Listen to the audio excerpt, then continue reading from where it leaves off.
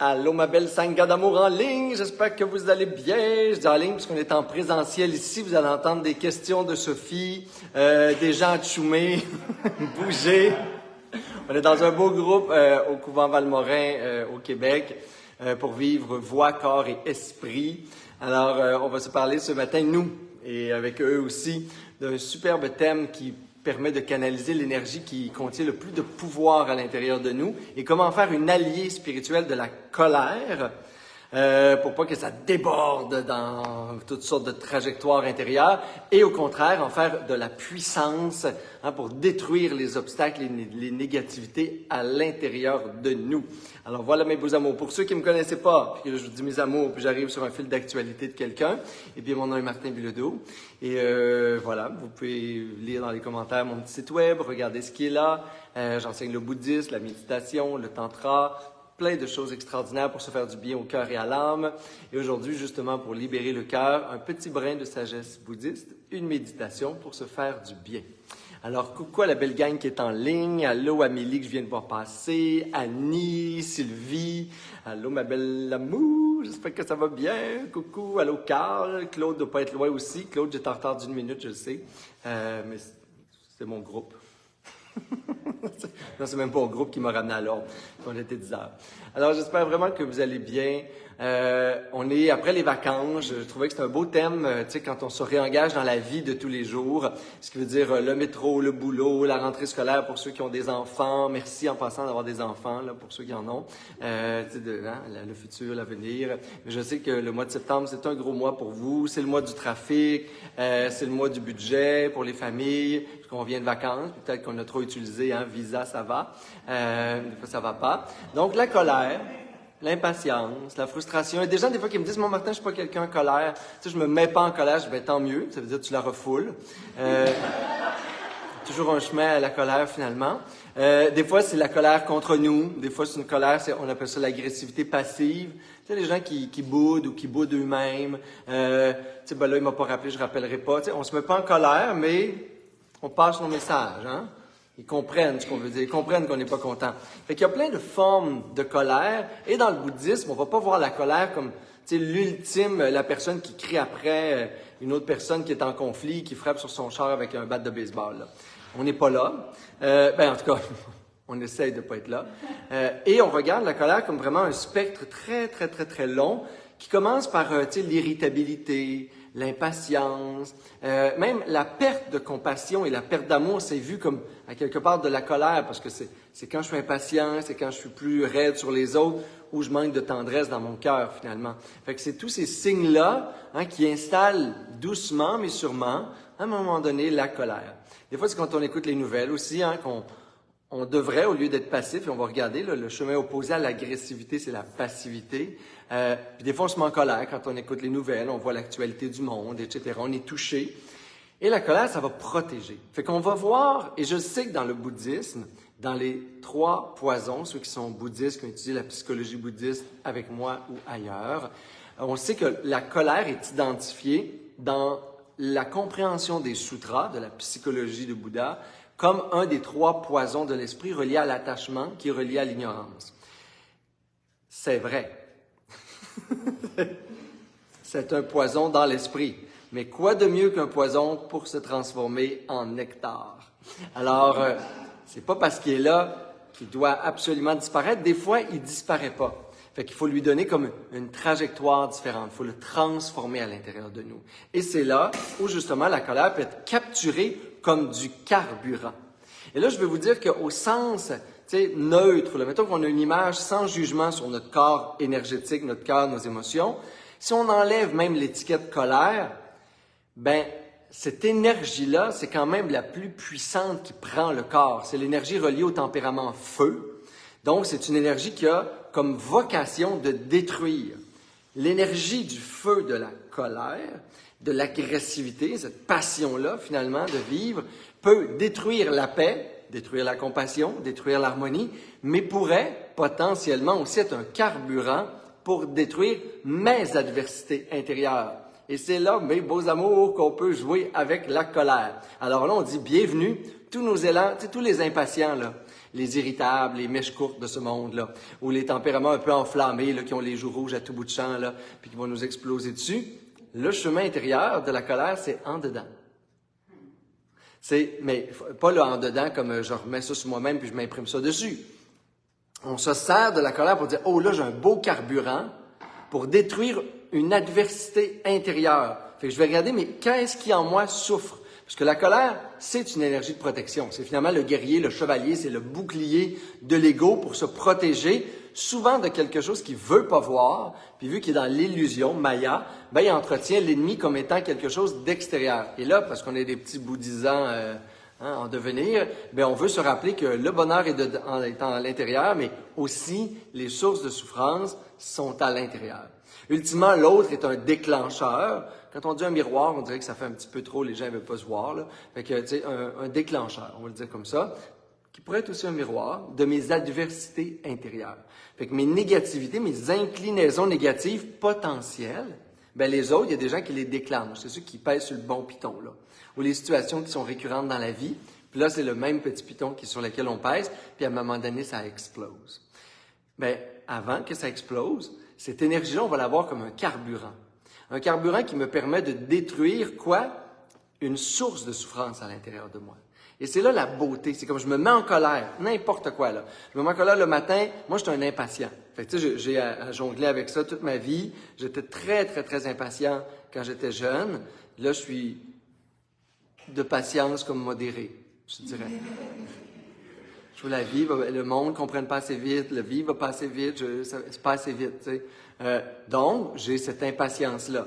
Mais ce que je dois tuer, quel est le désir qui me rend impatient? Quel est l'attachement qui me rend impatient? Ah, j'aimerais ça être compris. Moi, mais ils comprennent pas, c'est pas grave, faut que je lâche prise, tu sais. Donc, l'impatience, elle a comme source des jugements, elle a comme source de l'attachement, elle a comme source des fois un manque d'amour. Qu'est-ce qui fait que je suis pas capable d'aimer l'autre ou d'aimer la société dans ce qu'elle est, pour ce qu'elle est, sans attendre que je suis impatient, moi, vers le monde meilleur. Qu'est-ce qu'on attend pour s'aimer? Qu'est-ce qu'on attend pour se donner des câlins dans la rue? Qu'est-ce qu'on attend pour sourire à nos voisins? Qu'est-ce qu'on attend pour protéger? C'est mon impatience de fond, c'est celle-là. C'est mon utopie, là. Qu'est-ce qui fait que personne ne comprend qu'on serait plus heureux à s'aimer, se pardonner, se sourire, puis être dans la tendresse les uns pour les autres, puis dans la joie? Ben, je suis vraiment impatient de ça. Je ne comprends pas pourquoi on n'est pas là. Ben, ça crée une irritation de fond. Mais il faut que je la voie avec sagesse. Mais cette énergie-là, je peux l'apprendre puis dire l'ennemi il est en dedans. Fait que finalement, là, c'est le fond de colère va détruire l'impatience, détruire l'attachement, détruire le jugement, peu importe ce qui est là. Des fois, on est en colère contre quelqu'un parce qu'on se sent rejeté, on se sent trahi. Mais c'est quoi mon besoin? C'est mon petit besoin d'être aimé de l'autre. Ben ça, je vais le libérer puis je vais me donner de l'amour à moi. Et ainsi de suite. C'est l'ego qui a l'impression qu'il dépend de l'autre pour être aimé, pour avoir une valeur humaine. Cette pensée-là, je vais la détruire dans l'énergie, le carburant de la colère. Et ultimement, la colère, elle peut être aussi vertueuse au sens où c'est une énergie qui me permet de me redresser. C'est le contraire, comme je le disais tantôt, de la passivité. L'agressivité, c'est le contraire de « je fais rien ». Tu sais, il y a quelque chose qui nous redresse un peu la colonne vertébrale. Fait que des fois, pour se dire nos vérités, puis pour nommer peut-être une vérité, puis après ça, il faut prendre le chemin d'une communication non violente, bien sûr. Mais pour nommer des choses, ben le chemin, des fois, c'est que ça me travaille assez que je sois plus capable de tolérer ma propre passivité. Oh! Tu sais, je souhaite qu'on se mette en colère devant notre corps qu'on n'aime pas, notre vie qu'on n'aime pas, nos relations qu'on n'aime pas. Mais l'idée de ça, on va se mettre en colère contre la société qui nous donne des jugements sur nous, le monde, tu sais, la relation qui va pas comme je voudrais. Mais mettez-vous en colère assez que vous allez vous libérer de la relation, de vos jugements, de vos mauvaises habitudes de vie et ainsi de suite. Vous allez structurer, tu sais, dans la force, la conviction, la volonté, des changements durables dans votre existence. Alors, c'est avec ça qu'on contribue sur l'énergie de la colère. Moins mon utopie arrive, plus je suis impatient de voir un monde meilleur, ben plus ça me donne la fougue, le courage, fatigué, sur le décalage horaire, d'enseigner le tantra, l'amour, la conscience, l'éveil, la méditation, la voie de la présence. Parce que je me dis, OK, je prends mon impatience quand je vois les guerres dans le monde, puis ma tristesse, puis toutes les émotions, finalement. Puis l'émotion, je m'en sers comme carburant pour dire, je vais injecter cette énergie-là comme force et détermination dans le peu que je peux faire dans le monde pour essayer de contribuer à ce que je pense qui serait un monde qui goûterait meilleur à vivre pour tout le monde. Ça, c'est ce qui fait peut-être que je ne tombe pas apathique, dépressif, des fois épuisé. Parce que je me sers de l'émotion. Toute émotion est vue comme de l'énergie. Alors, peu importe ma source d'énergie, c'est à moi de la diriger. C'est la conscience qui est maître de l'intérieur. Hein, c'est pas le cœur. Au cœur, il y a l'âme. Fait que l'émotivité, c'est plus un flot d'énergie dont la texture va changer. Fait que de la tristesse à la colère, à la jalousie, à la peur qui fiche, qui est dans une énergie froide versus l'énergie, voyez-vous, tu sais, l'énergie de passivité, de l'immobilité, c'est la peur. Mais la colère, c'est un carburant chaud, hein, versus le froid de la peur. Ben, le chaud de la colère va me permettre de me sortir d'une passivité, d'une frayeur, d'une immobilité, des fois qui est plus saine dans notre vie. Fait que c'est mon exposé sur la colère aujourd'hui pour vous expliquer également le principe de Bouddha courroucé. Le bouddhisme courroucé, c'est se mettre en colère et avoir une action de l'esprit directe et violente. Et il y a des Bouddhas qui sont vus avec des épées tranchantes, qui sont vus avec des langues de feu, etc. Quand vous allez en Asie, ici, on a juste mis les cute qu'on vous vend chez Ikea, mais ailleurs, il y a d'autres formes de Bouddha, qui représentent que dans le cœur de Bouddha, il y a aussi une énergie courroucée. À un moment donné, il faut dire, c'est assez ma bêtise, c'est assez de m'abrutir, c'est assez d'être jaloux, c'est assez l'attachement, c'est assez de couper mon amour, c'est assez telle l'habitude de vie, c'est assez de perdre mon existence à chercher dans la matérialité de bonheur. Ça, ben, pour cesser tout ça, ça prend comme un niveau d'engagement. Et l'engagement peut être motivé par de la colère. Pas au sens où il y a une violence dirigée là, contre soi ou les autres, mais vraiment juste comme du carburant, une énergie fougueuse, on dit directe et violente, qui fait une action là, pénétrante. Fait que peut-être que des fois, au lieu d'être complaisant sur soi-même et de jouer la victime, mais on peut dire, c'est assez. Ça, c'est le maître zen. Dans le zen, dans le satori, dans les philosophies samouraï ou shaolin, c'est ça l'idée. On n'est pas là en train de méditer, on n'est pas avachi à méditer. C'est pas pour rien qu'on n'est pas dans un lazy-boy ou un hamac, là. On est là parce qu'on se redresse à travers nos propres adversités, nos propres états d'esprit négatifs intérieurs. Tout ce qui va polluer le monde là, de négativité et de souffrance en moi, j'ai la force et la puissance d'y mettre fin. Fait que des fois, c'est pas nécessairement... Des fois, on veut la paix, mais trop vite. Il y a des gens pour lesquels, OK, moi, passer de à paix, ça marche pas. Ben, détruis tout ce qui n'est pas la paix avec cette énergie-là. Tout ce qui va rester, c'est la paix. Et des fois, c'est aussi simple que ça. Fait qu'on va méditer sur notre énergie intérieure comme source de carburant. Fait que toutes nos sources qui activent le feu, on va le voir comme ça là, à partir de maintenant. Fait que ce feu-là, d'irritabilité, d'impatience, de colère, tout ce qui génère du feu à l'intérieur de moi, comment je peux le diriger et quel type d'adversité, l'ennemi, l'adversité, l'obstacle est à l'intérieur. Qu'est-ce qui fait obstacle à mon amour? Qu'est-ce qui fait obstacle à ma joie? À mon amour propre? Fait que des fois, il faut se mettre en colère contre un de nos jugements, un manque d'estime de soi, la personne en nous qui nous dénigre, le juge intérieur. Lui, cette partie-là de nous, mérite notre colère, mérite le feu, notre intensité pour le détruire. Et on s'en sert de cette façon-là. Fait que c'est pas obligé d'être des fois là, hyper puissant, là, puis avec plein de sortes d'images courroucées de Bouddha qui détruisent toute l'adversité puis nos poisons intérieurs. Ça peut être plus doux, juste un carburant énergétique qui est là, que j'utilise pour détruire mes obstacles à mes vertus, mes qualités spirituelles. Tout simplement. Si c'est pas wonderful. Et on va le méditer ensemble.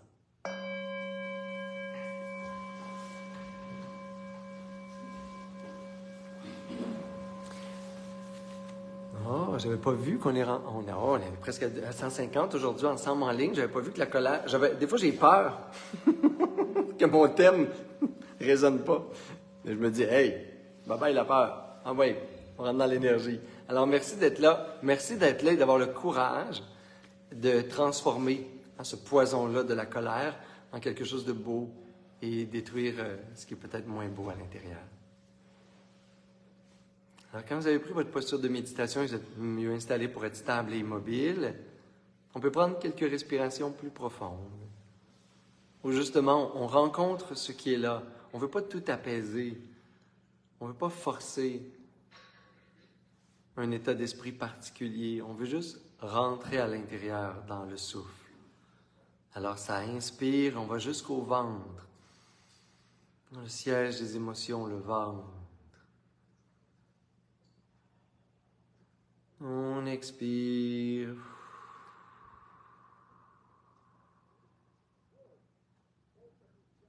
Ça inspire. Et ça expire. Quand j'inspire, je peux penser inspire.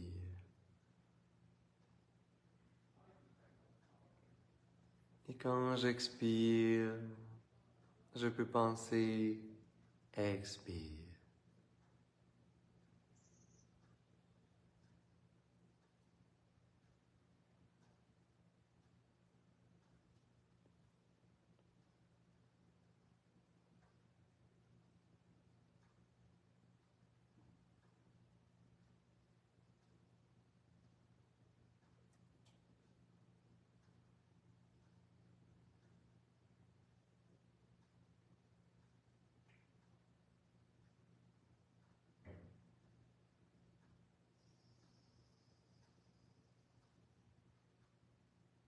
Et je me rappelle ce qu'est la colère, un feu qui détruit, un poison de l'esprit,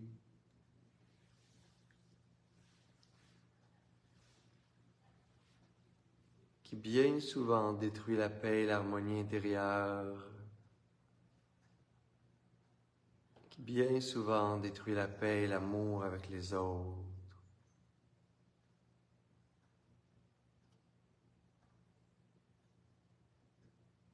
Et si j'oublie le scénario ou les pensées qui ont souvent activé ce feu, si j'oublie l'histoire,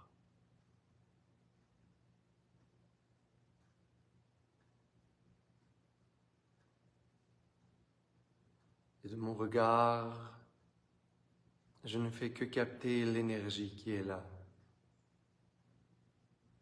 Je me rappelle que tout peut être transformé dans la conscience.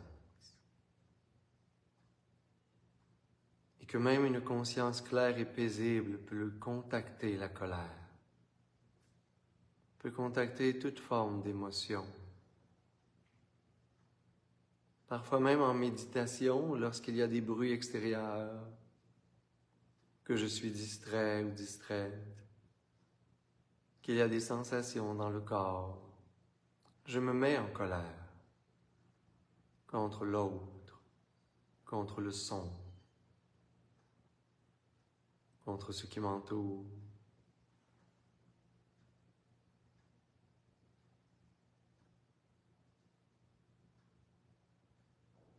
Au lieu d'utiliser cette énergie pour retrouver la paix, le silence, et regarder la fragilité de mon état d'esprit,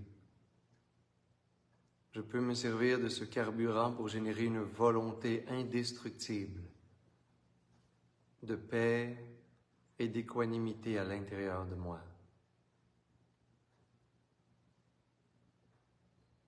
L'ennemi, c'est ma qualité de distraction. L'ennemi, c'est mon incapacité de faire le calme et la paix.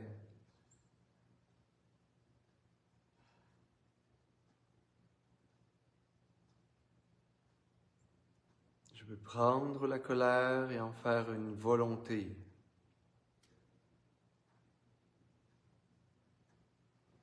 Qui crée un état de puissance intérieure.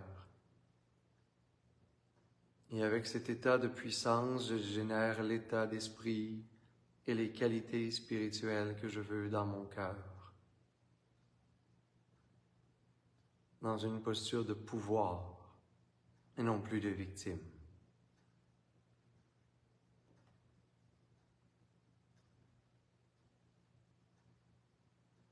Alors j'essaie de ressentir ou d'aller chercher l'expérience de mes frustrations, irritabilités ou petites colères.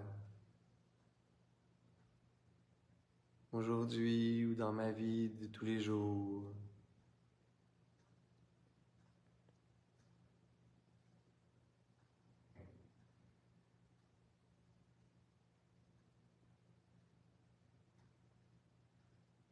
Qu'est-ce qui m'irrite? Qu'est-ce qui m'impatiente? Qu'est-ce qui me met en colère?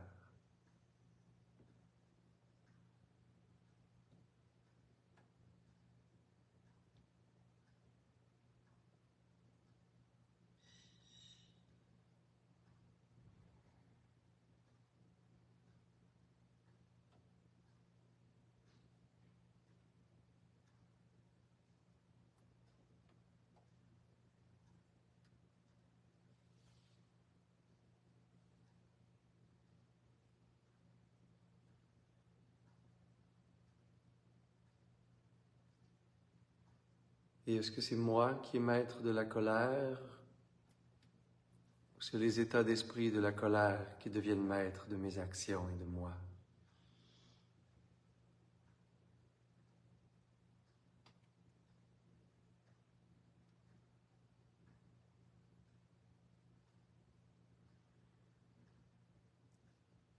Qu'arrive-t-il quand la colère prend le contrôle de mon corps, de mon esprit, de ma parole?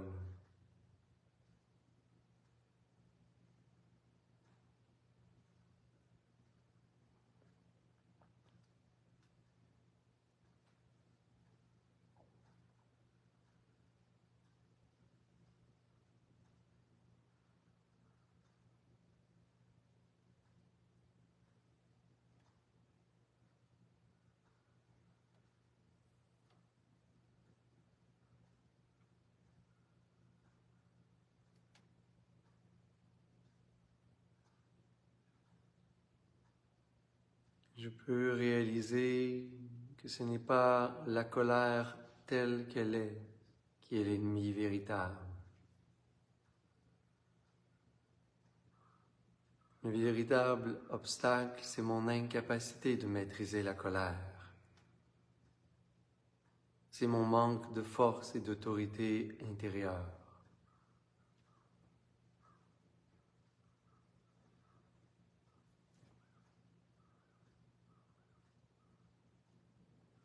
Et si je choisissais de retrouver mon pouvoir?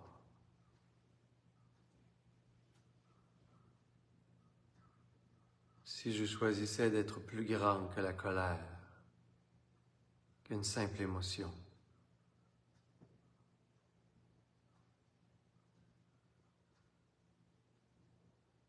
Et si j'étais l'espace infini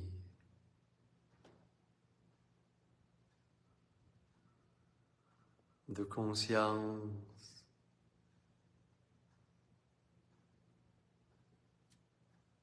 comment je pourrais utiliser ce feu, cette puissance intérieure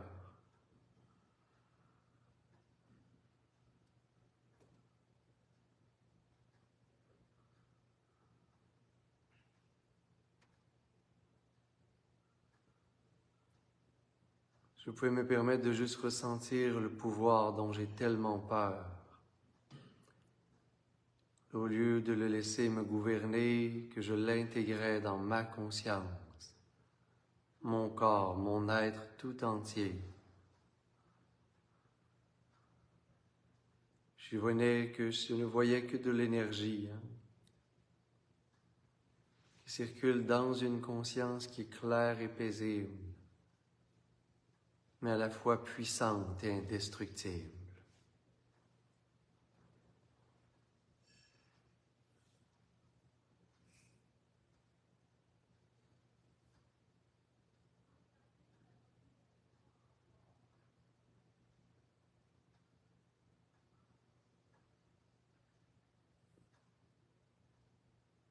Et si cette puissance, je l'intégrais dans les vertus de mon cœur, comme l'amour ou la compassion, comme la paix ou la joie. Si j'insufflais ce pouvoir pour que les qualités de mon cœur soient indestructibles et imperturbables, une sagesse comme un diamant au cœur.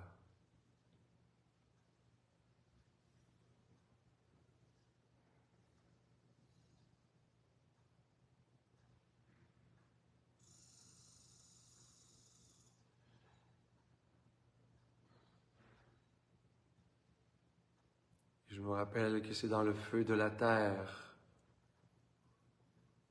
que la simple pierre devient diamant.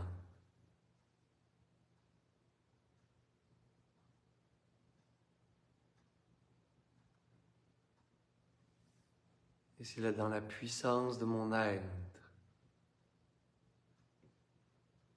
que mes qualités de cœur peuvent devenir indestructibles.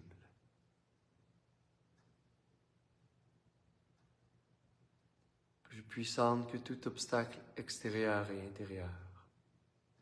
Et contempler ces qualités pour un court instant.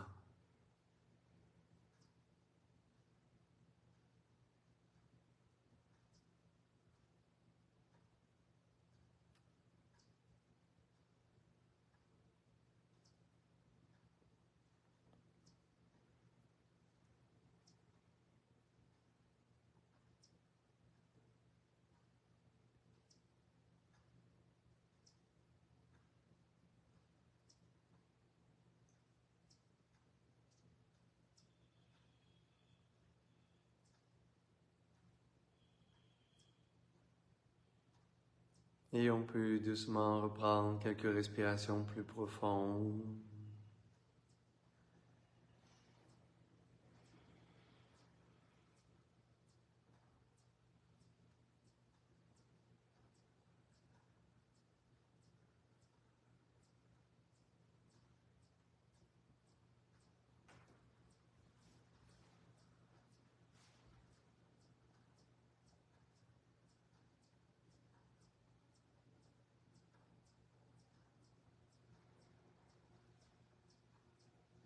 On peut amener les mains en namasté, les frotter légèrement ensemble.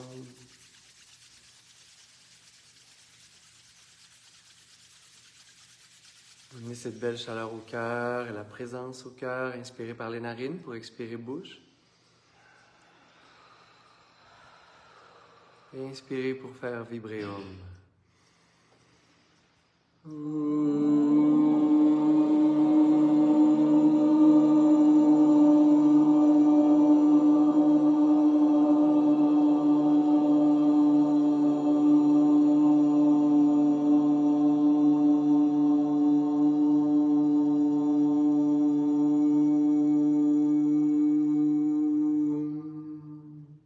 Namasté.